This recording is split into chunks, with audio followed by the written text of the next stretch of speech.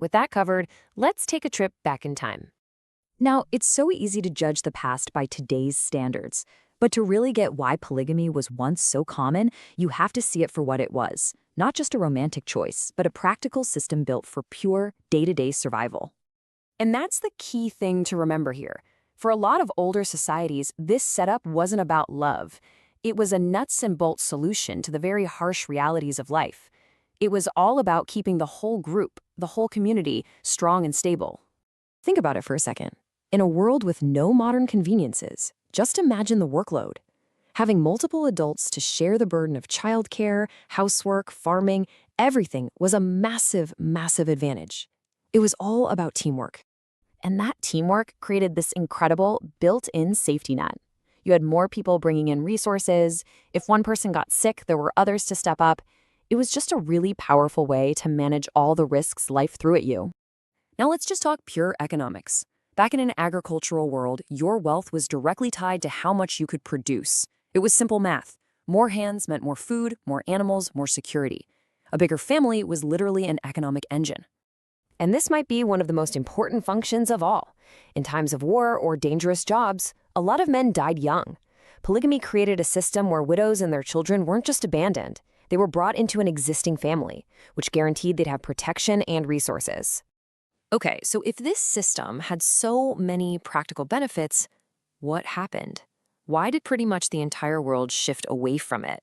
Well, this is the huge turning point in our story. The first huge change was cultural. Life used to be all about the community, about cooperation, where everyone had a specific role to play. But today, we live in a much more individualistic world, where our personal feelings and our own emotional journeys are front and center. That makes managing complex group dynamics way, way harder. And then came the economic earthquake. The old logic just got completely flipped on its head. In the farm-based world, more people meant more wealth.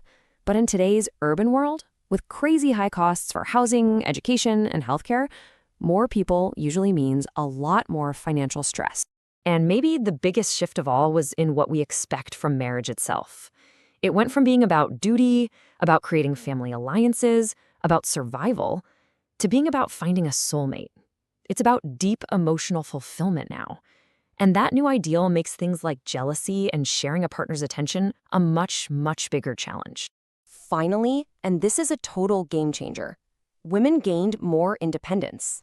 As women got more access to education, to careers, to legal rights, they, of course, expected and deserved to have a say in their own lives.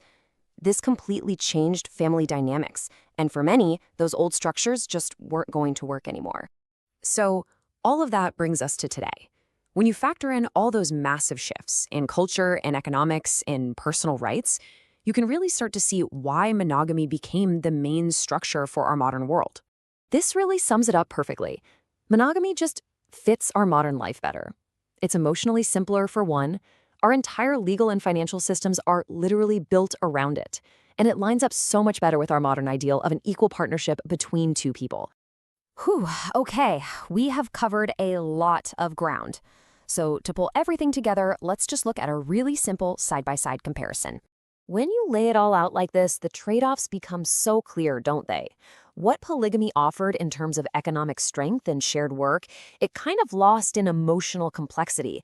And on the flip side, while monogamy is a great fit for today, it puts a ton of pressure on just two people to be absolutely everything for each other. That's a huge change from that old communal safety net. So after all this, after comparing these two systems across centuries, what's the real takeaway here? Well, the source material leaves us with a final thought that isn't about one system or the other. It's about any relationship. And this is really the heart of it all.